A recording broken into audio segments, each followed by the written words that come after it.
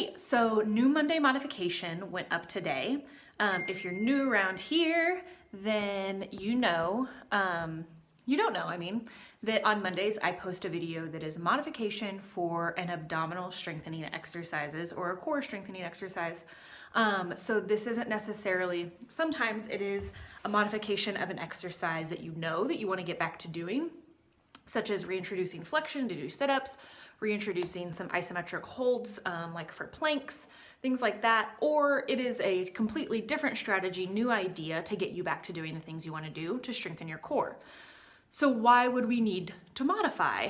That's a great question. So after having a baby, whether vaginally, C-section, maybe you had an abdominal surgery, like a hysterectomy, a hernia repair, or even a low back injury or a hip injury that can affect how your core muscles react. So our deepest core muscles that wrap around our spine and our deep wrapping around closest to our organs are supposed to turn on automatically before a movement of our arms and our legs. So it stabilizes our center so that we can move more freely on the outside.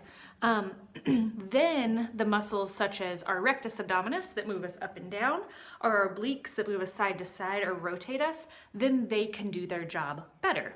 If our deep core does not turn on like we want it to, then those obliques and rectus abdominis do more work and aren't able to go through the full range of motion because then they're trying to stabilize us. The same thing goes for our low back muscles, our hip flexors. We want those muscles to be able to go through a full range of motion. They're not meant to stabilize us. So today's Monday modification is a true modification for an exercise that you may want to get back to doing to reintroduce flexion extension with your legs, like a double leg drop, or rotation with like a leg side to side. Our legs are freaking heavy, our femurs are heavy, so the load may be a little bit too much for individuals. And the way that you would see that is maybe your back arching more, some doming or coning in the middle of an abdominal separation.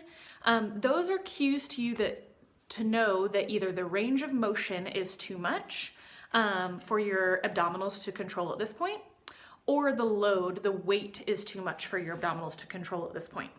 So we want to change either one of those.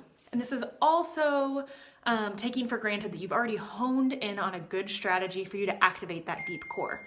If you haven't honed in on a good strategy yet, check out my my Monday modification highlight in my profile. Tap through until you see me with an ab shirt on, like a human ab shirt. And I go through, there's a post called How Do I Know I'm Doing It Right? To learn how to activate your deep core.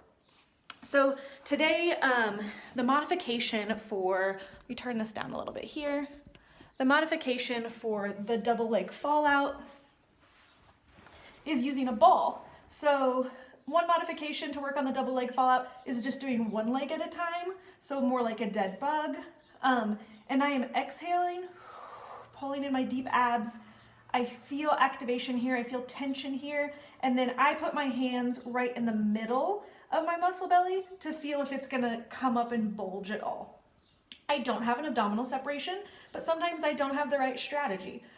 So the ball today is gonna take the load of my legs so I can go through a full range of motion without the full load and really figure out if my strategy is effective for that full range of motion without the full load of my legs. The other one is a rotation, so the ball is here. Check out my post for this. The ball is here. I'm exhaling, bracing my abs, and then letting my legs fall from side to side. Again, it's a good place to start if I want to go through the full range of motion, but my abs aren't really ready to take the full weight of my legs just yet. So check that out. Use a mirror, use your hands to self-assess and see how that's working for you. I do a lot of abdominal exercises working in flexion, extension, rotation, either in kneeling or standing when someone is immediately postpartum or immediately post-surgical, just because we're not then lifting the weight of our chest or of our legs against gravity, because again, that can be heavier. That's why you see on some of my other Monday modifications that I'm using, like a band, a hand weight, something like that, like a 10-pound hand weight is gonna be much different to control than the weight of my chest, right? So these are all things to think about when you are doing core exercises, rehabbing from baby.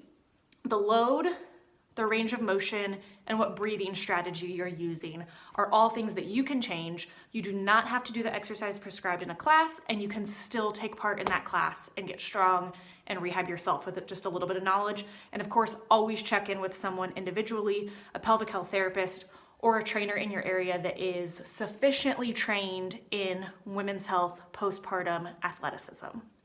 All right, let me know if you guys have any questions and check out today's post.